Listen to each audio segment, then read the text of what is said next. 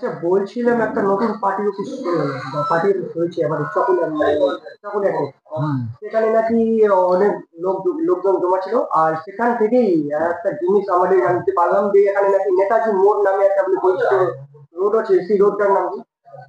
NS road, Netaji Subhash road.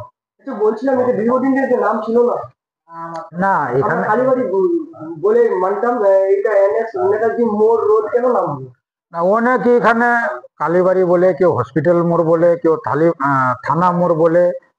তো বিভিন্ন ধরনের লোক বিভিন্ন ধরনের নাম বলে। এর আগে আবার রমজান আলী মোড়ও বলতো।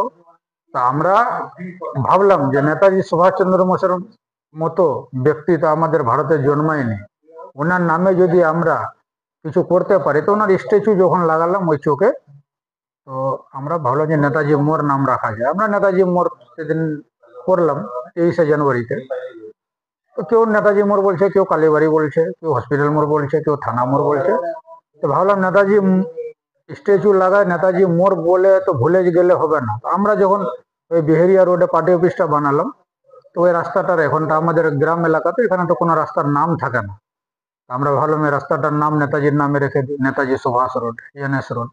এটা তো আমরা আমাদের হিসাবে নেতাজির নামে রেখে আমরা ভালো করেছি।